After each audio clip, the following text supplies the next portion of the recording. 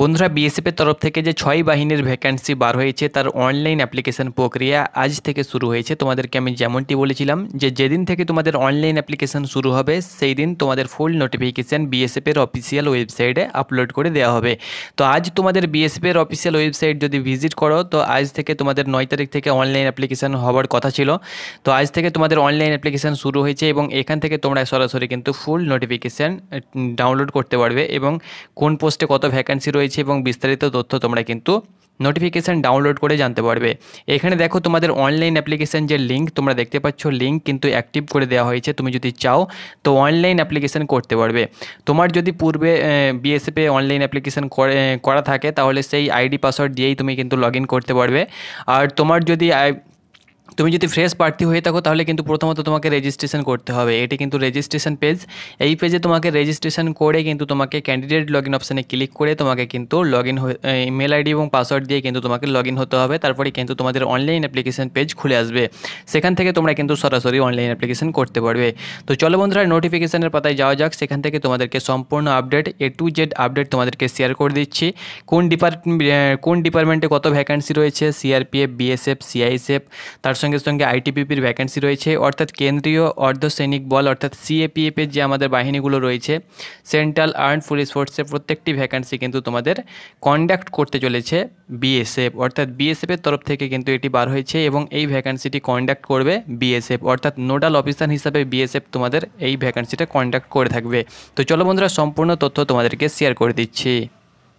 তো বন্ধুরা তোমরা অনস্ক্রিন দেখতে পাচ্ছ এটি হলো official full notification, government of India, ministry of home affairs, directorate general border security force. এখানে হেল্পলাইন নাম্বার দেওয়া হয়েছে এবং যে ওয়েবসাইট তোমরা দেখতে পাচ্ছ এই ওয়েবসাইটে গিয়ে তোমাদেরকে অ্যাপ্লিকেশান করতে হবে। ডিটেল অ্যাডভার্টাইজমেন্ট তোমাদের এটা। যেসব পোস্টে তোমাদের ভ্যাকান্সি বার হয়েছে সেটি হলো সিএপিএফে তোমাদের সিএপিএফের প্রত্যেকটি সেনা বাহিনীতে তোমাদের নিয়োগ হবে। হেড কনস্টেবল, স্টেনোগ্রাফার এবং তোমাদের SI assistant sub inspector stenographer. Okay, head constable, তার সঙ্গে সঙ্গে তোমাদের হেড কনস্টেবল মিনিস্ট্রিয়াল এবং তোমাদের এসআই পোস্টে কিন্তু এই ভ্যাকান্সিটি ফিল করা হবে। তার সঙ্গে সঙ্গে ওয়ারেন্ট অফিসার, পার্সোনাল অ্যাসিস্ট্যান্ট এবং হাবিলদার ক্লার্ক। ওকে, এইসব পদে কিন্তু তোমাদের ভ্যাকান্সিটা ফিল করা হবে। এখানে দেখতে পাচ্ছ 9/6/2024 থেকে 8/7/2024 তারিখ পর্যন্ত তোমরা কিন্তু অ্যাপ্লিকেশান করতে পারবে। এক্ষেত্রে এডিট অপশান কিন্তু তোমাদের দেওয়া হবে না, অর্থাৎ ভালোভাবে কিন্তু তুমি অনলাইন অ্যাপ্লিকেশান করার চেষ্টা করবে। কোনো রকম ভুল হয়ে গেলে কিন্তু পরে তুমি আর ঠিক করতে পারবে না। সিলেকশান প্রসেস, প্রথমত তুমি অনলাইন অ্যাপ্লিকেশান করবে, তারপরে কিন্তু তোমাদের অনলাইন অ্যাপ্লিকেশানটা পুরো ভালোভাবে চেক হবে। যদি তোমার অনলাইন অ্যাপ্লিকেশানে কোনো ভুল হয়ে থাকে তাহলে কিন্তু তোমার পুরোপুরি ফর্মটি রিজেক্ট হয়ে যাবে। তারপরে কিন্তু তোমাদের সিবিটি এক্সাম হবে, কম্পিউটার বেসড এক্সামিনেশান। তারপরে কিন্তু পিইটি, পিএসটি হবে এবং স্কিল টেস্ট হবে, ডকুমেন্টস ভেরিফিকেশান হবে, তারপরে ডিটেল মেডিকেল এক্সামিনেশান হবে, তারপরে রিভিউ মেডিকেল এক্সামিনেশান তোমাদের হবে। যদি তুমি মেডিকেল আনফিট হও তাহলে কিন্তু তোমাদের রিভিউ মেডিকেল এক্সামিনেশান হবে। এইভাবে কিন্তু পুরো প্রসেসটা কমপ্লিট হবে। এখানে কিন্তু তোমাদের প্রথমত দেওয়া হয়েছে কম্পিউটার বেসড টেস্ট, তোমাদের হিন্দি এবং ইংলিশে কিন্তু তোমাদের পরীক্ষা হবে। এখানে তোমরা অন স্ক্রিন দেখতে পাচ্ছ হিন্দি ইংলিশে কিন্তু তোমাদেরকে পরীক্ষা দিতে হবে। এখানে অ্যাসিস্ট্যান্ট সাব ইন্সপেক্টরের ক্ষেত্রে তোমরা দেখতে পাচ্ছ লেভেল 5-এর তোমাদের স্যালারি দেওয়া হবে এবং বাকি হেড কনস্টেবল, মিনিস্ট্রিয়াল এবং হাবিলদার ক্লার্কের ক্ষেত্রে 25,500 টাকা বেসিক পে থাকবে এবং assistant sub inspector, warrant officer, personal অ্যাসিস্ট্যান্টের ক্ষেত্রে 29,200 টাকা কিন্তু বেসিক পে থাকবে। এখানে দেখো কোন পোস্টে কতটি ভ্যাকান্সি রয়েছে। যেমন বিএসএফের ক্ষেত্রে এখানে দেখতে পাচ্ছ 17টি ভ্যাকান্সি রয়েছে অ্যাসিস্ট্যান্ট সাব ইন্সপেক্টরের ক্ষেত্রে। সিআরপিএফের ক্ষেত্রে মেল ফিমেল মিলিয়ে তোমরা দেখতে পাচ্ছ 21টি। আইটিবিপির ক্ষেত্রে মেলের ক্ষেত্রে তোমরা দেখতে পাচ্ছ এখানে দেওয়া হয়েছে এবং ফিমেলের ক্ষেত্রে দেওয়া হয়েছে 56টি। সিআইএসএফে 146টি এবং এসএসবিতে রয়েছে 3টি ভ্যাকান্সি। এখানে দেখো হেড কনস্টেবল, মিনিস্ট্রিয়াল এবং হাবিলদারে তোমাদের হাবিলদার ক্লার্কের ভ্যাকান্সি এখানে দেখতে পাচ্ছ। বিএসএফের ক্ষেত্রে 302টি ভ্যাকান্সি রয়েছে। সিআরপিএফে দেখতে পাচ্ছ 282খানা ভ্যাকান্সি রয়েছে। আইটিবিপিতে তোমরা দেখতে পাচ্ছ 163খানা ভ্যাকান্সি রয়েছে। সিআইএসএফে দেখতে পাচ্ছ 496খানা ভ্যাকান্সি রয়েছে। এসএসবিতে দেখতে পাচ্ছ 5খানা এবং আসাম রাইফেলে ভ্যাকান্সি রয়েছে 35খানা ভ্যাকান্সি রয়েছে। এখানে ক্যাটাগরি দেখতে পাচ্ছ UR, EWS, OBC, SC, ST রয়েছে। এখানে তোমরা একবার ভ্যাকান্সি ডিটেলস দেখে নেবে তুমি যে ক্যাটাগরি থেকে বিলং করছো। টেলিগ্রামে তোমরা কিন্তু নোটিফিকেশানটি পেয়ে যাবে। আমি মেন টপিকগুলো তোমাদের সঙ্গে শেয়ার করে দিচ্ছি। এখানে তোমাদের বয়স হতে হবে 1/8/2024 হিসাবে 18 থেকে 25 বছরের মধ্যে কিন্তু তোমার এজ হতে হবে 1/8/2024 হিসাবে। যেমন তোমার 18 থেকে 25 বছরের মধ্যে এজ হয়ে থাকে। SC ST হয়ে থাকলে 5 বছর এবং OBC প্রার্থী হয়ে থাকলে 3 বছর তোমরা কিন্তু বয়সে ছাড় পেয়ে যাবে। অর্থাৎ SC ST হয়ে থাকলে 30 এবং OBC প্রার্থী হয়ে থাকলে 28 বছরের মধ্যে তোমার যদি এজ হয়ে থাকে তাহলে তোমরা কিন্তু অনায়াসে আবেদন করতে পারবে। হাউ টু অ্যাপ্লাই, কীভাবে তোমরা অ্যাপ্লিকেশন করবে? অ্যাপ্লিকেশন করার জন্য তোমাদেরকে বিএসএফের অফিসিয়াল ওয়েবসাইটে যেতে হবে। প্রথমত নাম রেজিস্ট্রেশন করতে হবে, তারপরে কিন্তু তোমাদেরকে অ্যাপ্লিকেশন করতে হবে। নাম রেজিস্ট্রেশন করা থাকলে কিন্তু সেই আইডি পাসওয়ার্ড দিয়েই তোমরা কিন্তু অ্যাপ্লিকেশন করতে পারবে। এখানে অ্যাপ্লিকেশন ফিস তোমাদেরকে 100 টাকা চার্জ কিন্তু দিতে হবে। SC ST হয়ে থাকলে কোনো প্রকার এবং এক্স সার্ভিসম্যান ক্যান্ডিডেট হয়ে থাকলে কোনো প্রকার, ওমেন দেখো মেয়ে, SC ST এবং এক্স সার্ভিসম্যান হয়ে থাকলে কোনো প্রকার চার্জ লাগবে না।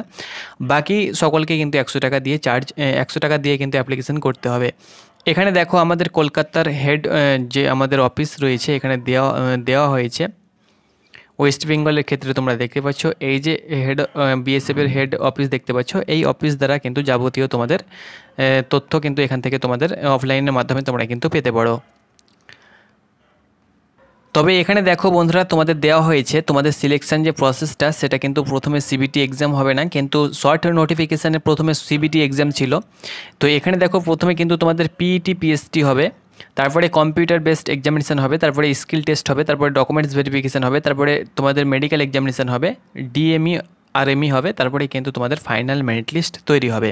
ফার্স্ট ফেজ তোমাদের physical standard test, physical efficiency test, second phase তোমাদের computer CBT exam, third phase তোমাদের স্কিল টেস্ট, ডকুমেন্টস ভেরিফিকেশান এবং মেডিকেল এক্সামিনেশান, সেটা কিন্তু একদিনেই হবে।